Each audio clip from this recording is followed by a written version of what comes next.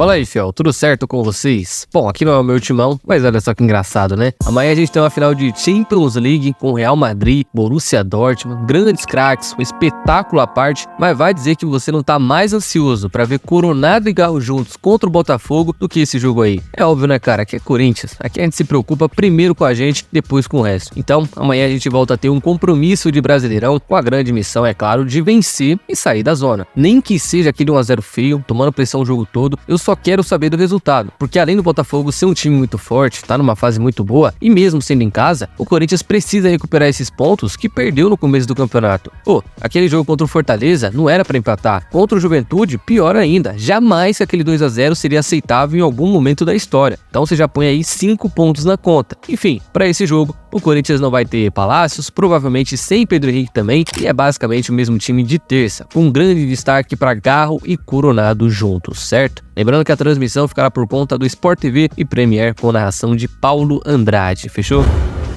E além do Félix Torres, que eu falei essa semana que foi convocado para a seleção para essa Copa América aí, que vai durar praticamente um mês, outro desfalque que o Corinthians deve ter também é o Romero, que apareceu hoje na lista do Paraguai para esses 3 amistosos antes da competição oficial, mas que certamente deve aparecer na outra convocação e, portanto, vai ficar aí 8, 9 jogos longe do timão. Só que vamos combinar aqui, não é bem um desfalque, né? Não vai ser um problema tão grande quanto o equatoriano, por exemplo. Até porque, enquanto um é titular absoluto, o outro foi sacado pelo Coronado, que, cara, fez uma partida tão brilhante que dificilmente alguém vai pensar em Romero sequer pro segundo tempo, né? Como eu já falei aqui antes, depois que ele alcançou as 3 artilharias, né, da Arena, do século e dos gringos, foram poucos lances que se salvaram depois, né? Sei lá, 10 jogos que ele teve depois disso, 2 lances no máximo são ok's, foram bons, mas 90 minutos mesmo, a maioria tenebrosos. Então, digamos que foi mesmo um reforço, né? Vai que do nada o Antônio desiste dessa ideia, volta com o Romero e, né, melhor nem ter essa possibilidade.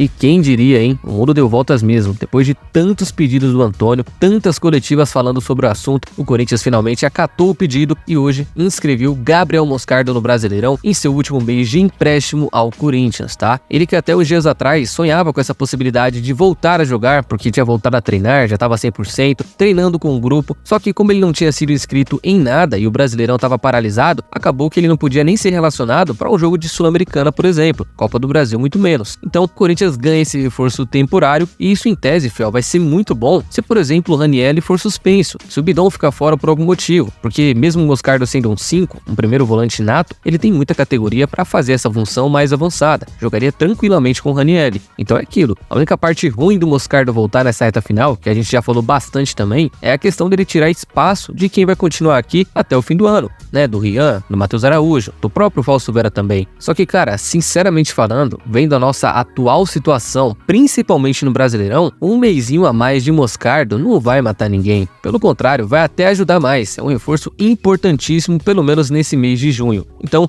já deve ser relacionado para amanhã. Imagino que para todos os próximos jogos também, mas obviamente vai começar no banco. Lembrando que essa inscrição foi apenas para o Brasileirão, tá, fiel? Copa do Brasil, a lista já está fechada e Sul-Americana nem tem por que inscrever, já que a competição só deve voltar no mês que vem, certo? Mas e aí, só a favor dessa utilização do Mosca? Vai ter espaço para jogar ou só para emergências? Qual que é a de vocês? Né? Querem no time titular? Só se precisar? Comentem aí. Cara, e se tem uma contratação que merece ser feita pelo Corinthians, pelo menos nesse momento, é a do Kaká, hein, mano? Muitos já devem até ter esquecido, mas o cara veio por um empréstimo de um time do Japão com uma opção de compra no valor de 2 milhões de dólares por 60% de seu passe. Pois é, simplesmente 10 conto para um zagueiro que vem surpreendendo na defesa e lá na frente nem se fala, né? São 3 gols em 11 jogos, números de meias, de volantes talvez, enfim. É um cara que até no extracampo é muito interessante também. Pô, quem não gosta daquele jogador resenha, que no vestiário anima todo mundo, que é do grupo, né? Esse tipo de jogador geralmente vai muito longe, porque além de ajudar a deixar o clima mais leve, coisa que falavam direto na época do Lázaro, o cara se entrosa mais fácil, tem mais confiança pra jogar, pra tentar algo diferente, tem mais confiança no geral. E outra, 10 milhões de reais é um valor tão baixo que por ele eu pagaria sorrindo. E ainda tem a questão do seguinte, não sei se tem isso no contrato, imagino que sim, mas supondo que não tenha, se o Vortis do Japão, Milão, que é o time dele, solicitar ele de volta ou até mesmo vendê-lo nessa janela, o Corinthians, imagino eu, não vai poder fazer nada, a não ser que iguale a proposta desse tal comprador. Então assim, até para garantir, né, e aproveitando também que é um valor muito baixo, faria mais sentido o Timão executar essa compra ainda nessa janela, até porque, fiel, mesmo que dê errado, o valor é tão baixo que não vai dar para se arrepender, é muito pouco. Enfim, fica aí o alerta e eu quero saber de vocês, o Kaká merece essa atenção toda ou tá muito cedo ainda, né? 11 jogos, será que já merece ser comprado? Tem que esperar um pouquinho? Qual que vai ser? Qual que é a de vocês? Comentem aí.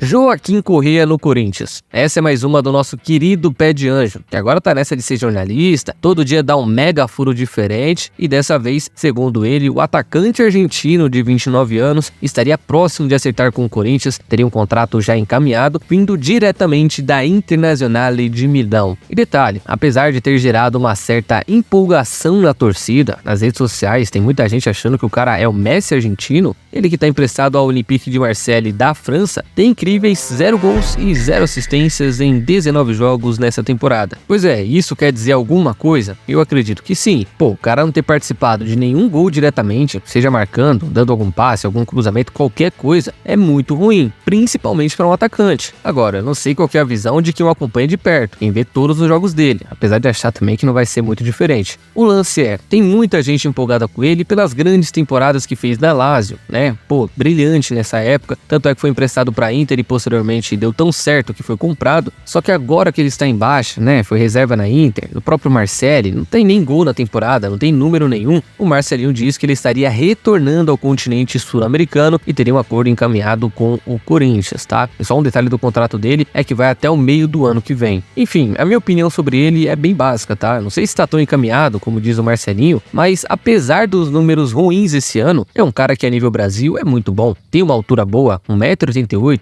é um ponto esquerda tipo um Roger Guedes, sabe? Joga mais por dentro. Em tese, viria com o dinheiro da venda do Wesley para substituir o próprio. O problema é, o histórico de lesão que ele tem é imenso. São 9 lesões nas últimas 3 temporadas. Mais de 30 jogos fora. Então, tem que colocar isso na balança para ver se vale a pena. Na minha opinião, vale. É um jogador caro, viria com o status de craque, tudo bem, mas poderia resolver bastante coisa com certo protagonismo que ele teria aqui. De qualquer forma, fiel, seguimos acompanhando a notícia que é do Marcelinho Carioca e que provavelmente deve ter mais capítulos nas próximas semanas, certo?